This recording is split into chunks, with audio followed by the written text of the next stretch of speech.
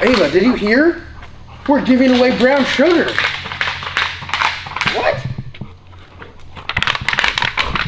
Obviously, Ava's excited, and I'm excited. And for those of you guys that aren't excited, that are like, oh God, a minute of my life wasted on the intro, suck it up. I have to do shit all day. You have the chance to win 1,000 horsepower Dude, who daily complains over driver. a minute like merch plug? Oh, check out my, you know what? If you had your own merchandise line, I'm sure you'd be telling everyone from the mountaintops. I just give it 1 minute per video. Think that's not going to stress you out too much, but oh, everyone's getting soft out there. Everyone's getting soft. So Matt, you guys let's see that shirt. Suck it up. First Look at that. Badass shirt. Sheesh. I'm wearing a TKM shirt. Someone came at me about TKM the other day, and I defended them. Like, I fall on the sword for TKM because we're family. David's also wearing a badass shirt. Look at this. Big discontinued. Dude, you can't find that. Listen, guys, we have a bunch of badass. Bunch. Will you sell that shirt, David? No, he said he won't. We have a bunch of badass merchandise up on the website you guys need to check out. And some of the stuff's around for a while, some of it's not. Every dollar you spend on lsnasty.com gets you entered to win brown sugar, 1,000 horsepower, street car, G-body, pulling wheelies, no prep, radial racing.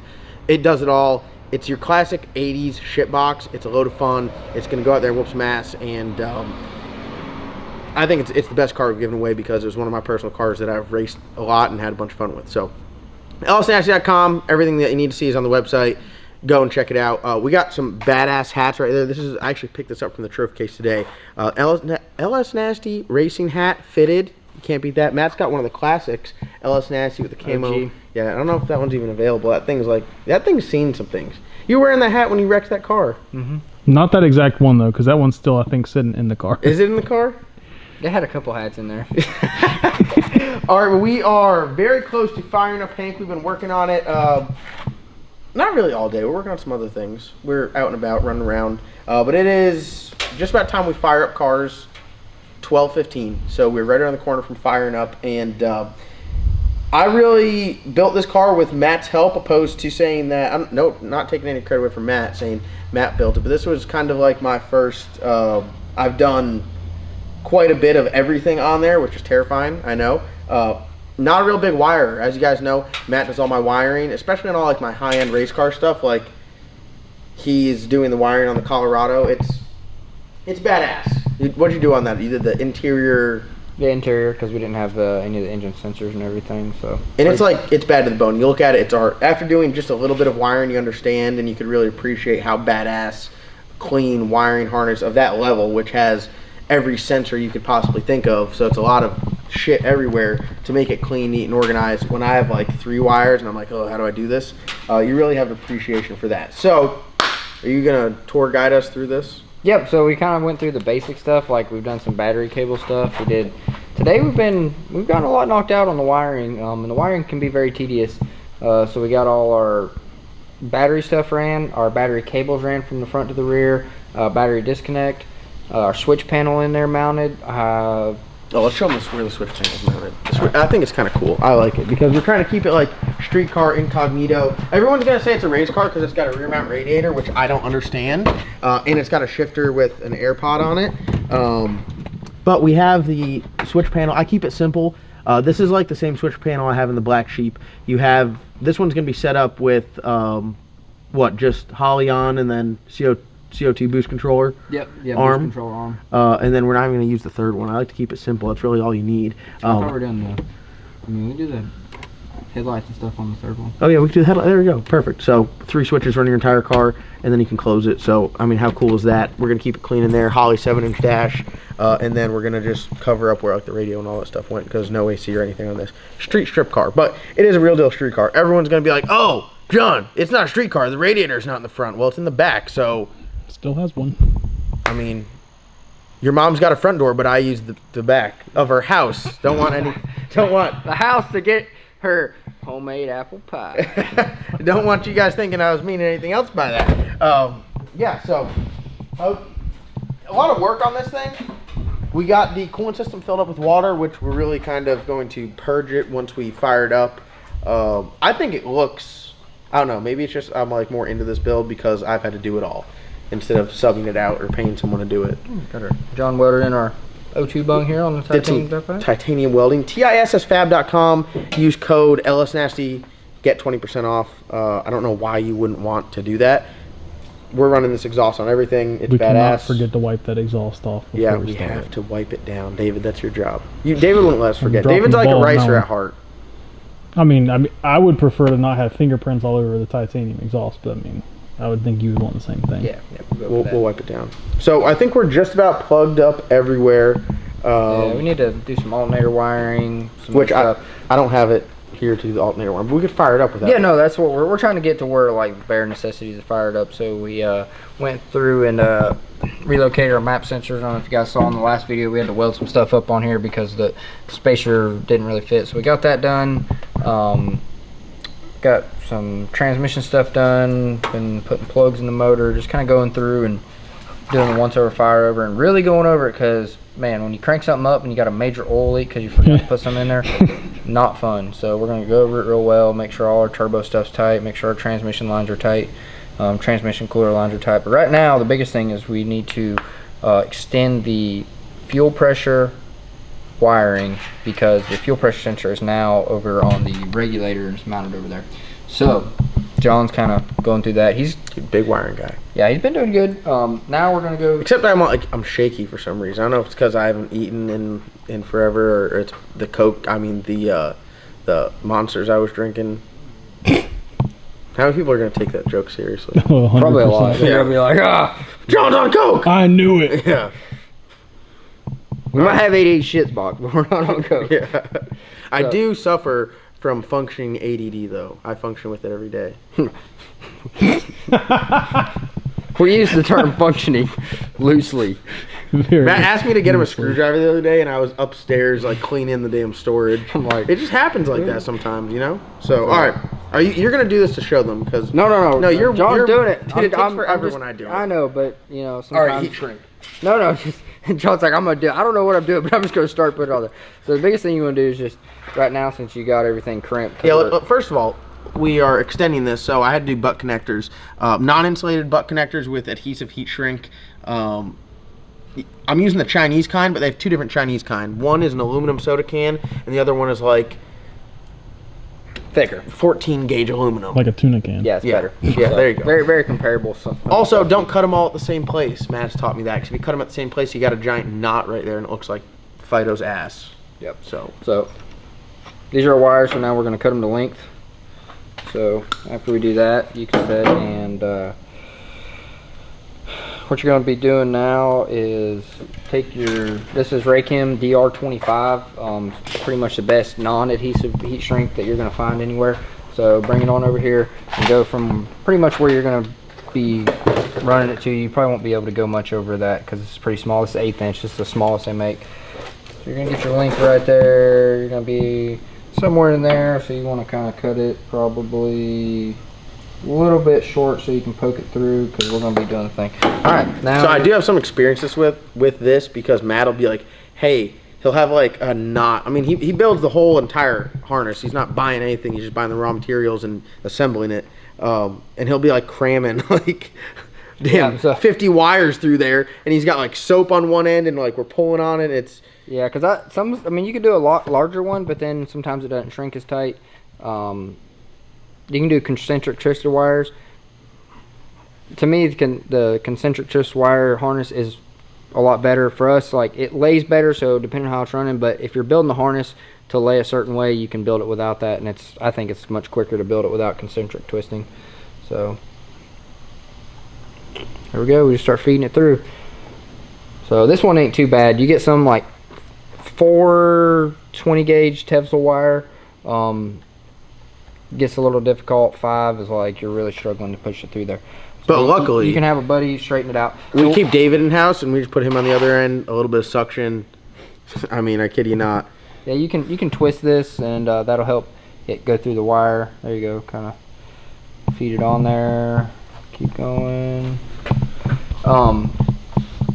You'll hear us talk about the wire a lot. So now what you want to do is, anytime you terminate this, you always want to have adhesive line on one end, so that way it would be watertight. It doesn't really matter on this harness because it's got split loom, but we would do it if we were doing regular harness.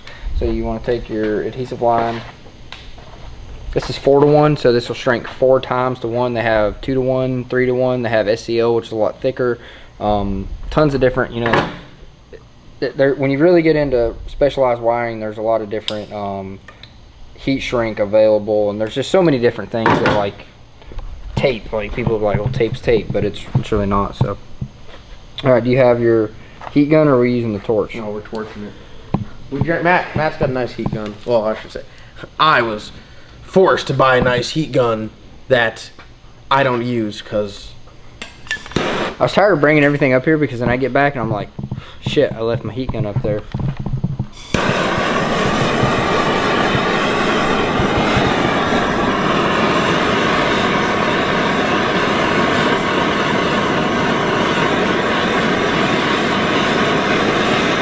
Oh, whoa, whoa. Easy there, bud. Whoa. Easy there. As you can see, Matt prefers when I use the heat gun. So, all right, so that'll give us kind of a solid pull right there, and then that way we don't have to worry about sliding off the harness. You hear us talk about the wire. There's a lot of different wires. There's like TXL, GXL, Tevzel.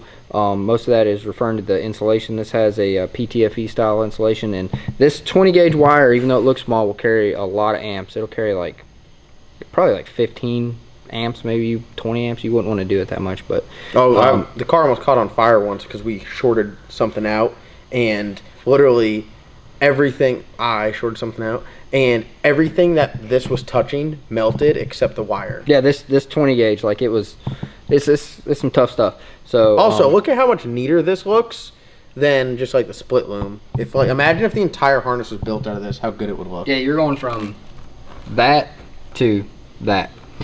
So HCR Innovations is going to be coming out with a new LS harness. I don't believe it's going to be covered in DR25 because this really increases cost and time of building the harness, but it will be a lot neater package and be a very, very high quality harness for you guys that don't really want a custom harness per se, but want to step up from the factory LS harness. So what we're going to do is we're going to feed this back here and let John grab it in the back.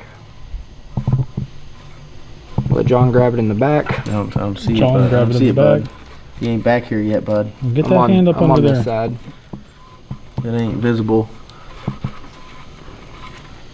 I don't know where you're shoving it there, but it ain't coming back to me.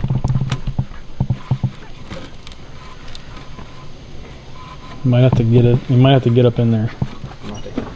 Here, Matt will get up in there. That's where Matt utilizes his strong hand. Oh, hold on. What you can do is you pick us harness up where it's laying on the valley. It's just going into a black hole. Oh, there it is. Okay, so we'll do that to where it folds under there. Look at that. It's a little bit long, but actually it's gonna be just right. I'd rather it be a little bit long. You can reroute stuff. Like if it's really long, you can't do anything with it, but if it's just a little bit long, you're fine. So now this is where it gets a little bit difficult. Normally you would just have a connector, but now you have some other stuff that you're gonna do. So what you're gonna do is you're gonna have your terminal connector.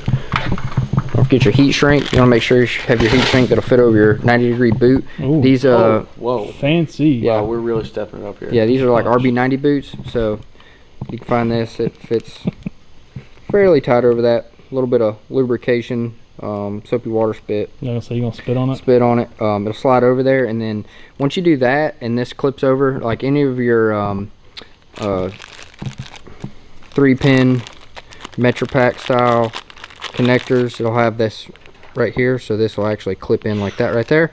Weather tight, you don't have to worry about it. Sheesh, look at Ava knocked out. She says, I don't know a clue what Matt's talking about.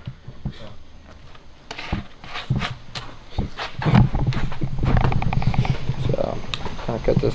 This right here though, like dead ass, long. is what when you look at a car and you're like, oh, it's a pretty nice car, and then you look at a car and you're like, holy shit, that thing's badass. It's like this stuff right here. If you know, you know. Yeah, if you know, you know. Yeah, put your thing on here, and then this one. It's kind of difficult to feed through there, so what I do is I bend like a little bit of a 90 on it like that, and then you can feed this through. You can kind of keep shoving. Sometimes I take like a little pick in there if I can't get in there. and I'll pull that through. Then I got one wire in there that's trying to. This is where David's suction really comes in handy. So do that, and then it'll all like bunch up kind of, so you can just like slide, so you can get enough to where you can wire on. So then.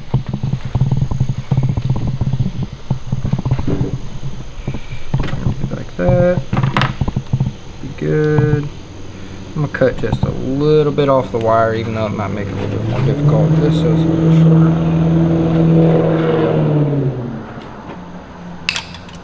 Alright. So now John is going to, he just crimped his last ones. First time. So. Don't zoom in because my hands be shaky right now. I don't know what the hell's going on. What, don't, no. Also, when you're doing this, just strip everything at once. Matt yelled at me. Matt yelled at me that. Also, be mindful of where your bullshit's going. Because you don't want to be slinging your bullshit. Yeah, where was your bullshit going earlier? Remember, what do you do if you have seals? We didn't get that far. Yeah, you did. Oh yeah, you're missing a step, John. Oh shit, hold on. If you got these seals, right? Hold on. As Matt calls these... The... God, what do you call them? what was it? Little long dick seals. Little long dick seals. Yeah, the little long dick If you have these little long dick seals, can you zoom in on my hand here so you can see? Is it going to be shaky? No, I think it'll be good. See the little long dick seal. Oh yeah, little long dick seal. All right, you want to put these That's on? actually a technical term. If you go on like the TE website, that's what they're called. Get out of here. So I put, you don't have to do this. Everybody's got their different methods, but I always put the seal on first. For one, you don't have to worry about the wire poking in it, and you can't put the terminal on before you strip it. So it just. So is this double watertight? Yeah. Wow. So redundancy. It really prevents you, or prevents me or anything, from crimping a terminal on without the seal being on there, because once you crimp it on there, you're screwed. So if you do this and then strip it, you won't ever forget to put the seal on. And honestly, crimping ain't easy. So Crimping ain't easy. Alright, so now we're ready to seal it all up. Yep. Now we strip it. And you'd be surprised, you don't have to strip as much as you'd think. Yeah, terminals, they just need just enough for the thing, the end where it's designed to. Is that enough? Yeah. See, I would say that's not enough.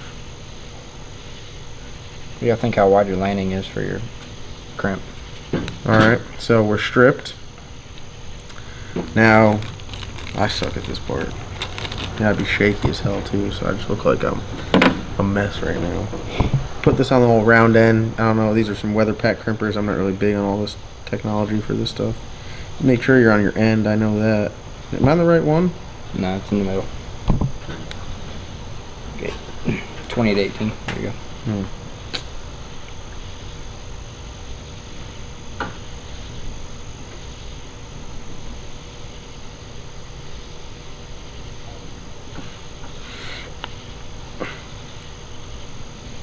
Alright, we're crimped. Yep. We're crimped. Give it a good tug. And don't be Oh my afraid. God. Tug test. Matt be pulling on it. There you go. Don't be afraid to really tug on it, because if you have a good solid crimp, you won't be able to pull it out by hand. So if you pull on the thing and it just pops out, then it just wasn't a great crimp to begin with. So don't be afraid to tug on your crimps, because if they're correct, you don't have to worry about pulling them out. It's a lot easier now to pull it out than to build it all and then go down the racetrack and go, oh, well, this wire came out because it didn't have a good crimp. Oh, I keep blowing my intake off. See, got squeezed together by hand. We don't have the right crimper for this, so crimping really ain't easy. Oof. Oof. Yeah, it's going downhill quick, boys. Oh my God, do you guys hear it? I think I saved it. It looks like hell, but will it work?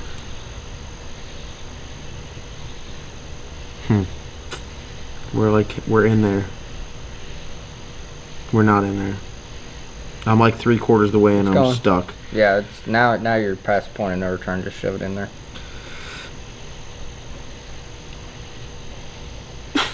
You like that? There you go. You like that? So some of them. Is it not in? It's not in all the way. Yeah, it is. Oh yes, it is. All right. Now be careful pulling on those because the locks on those are kind of fragile. All right, black on the left and orange on the right. God, this is a pain in the ass. Once you have adding the boot and everything Oh, on yeah. there kind of change it a little bit. So they have different styles. They have push to seat and then pull to seat. So you need to check to see what kind of connector you have. Some of them are designed to where you feed all the wires through, then crimp the terminals on there and then pull them.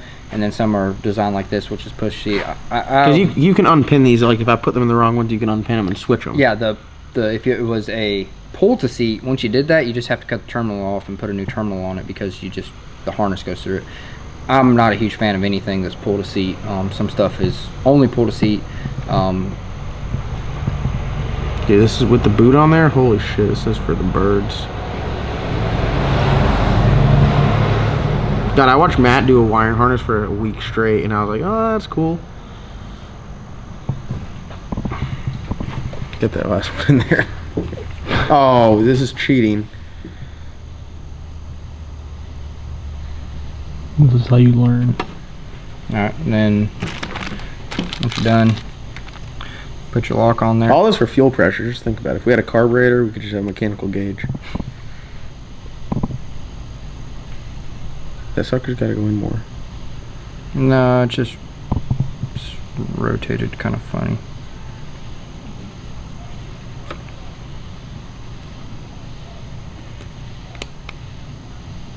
That's nice.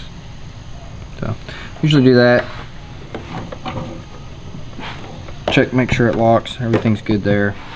So, all right, now there's a few different things you can do. So this is fairly weather tight, but if you really want it to be ultimately weather tight, they sell some potting epoxy you can put in there, but just a good solid dab of clear silicone in this, and then put it together, and then it won't run. Because depending on how your harness is, if you had this in split loom somewhere, I've had some stuff where it's like a low mount sensor like that, and then what happened is water will run down this harness if it can get in somewhere else, like if it went from this to split loom, and it'll go straight into the sensor. So that's one thing, but with something like this, we're not going to worry about it. You could also put service loops on this, so you'd wrap a screwdriver around it or a service loop tool, put a service loop in it. I usually did on all these, but this one we won't really worry about. So this, you just kind of slide that over there. Boop. And then you can rotate this 90 for a boot because our sensor's 90 like that, so it's going to be like that. So then we're going to take this, take our heat shrink that we had going on it from earlier,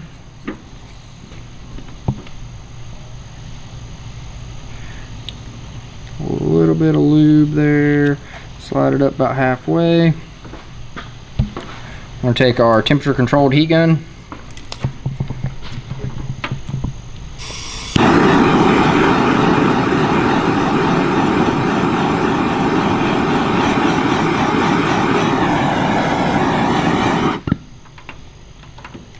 that's warm. Drink most of this.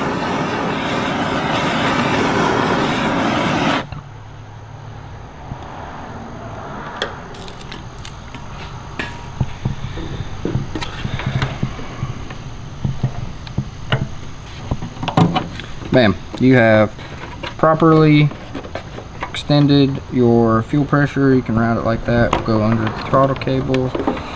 That way we can zip tie to our fuel lines right there. Zip tie to our chassis right here.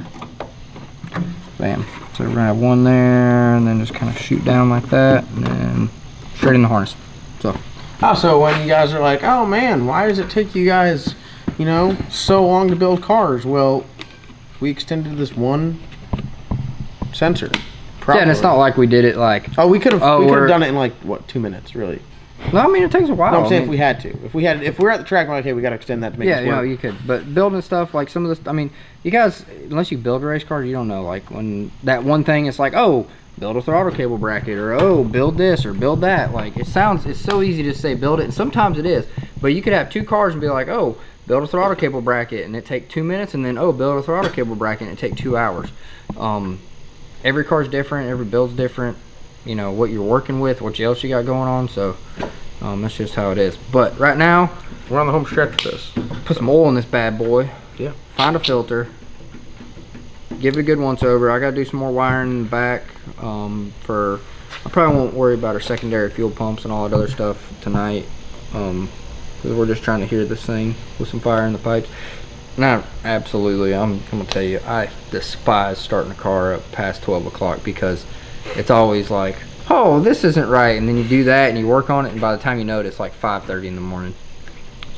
So you guys will catch the actual first fire up in tomorrow's video, but this is just a good, I'd say an educational video.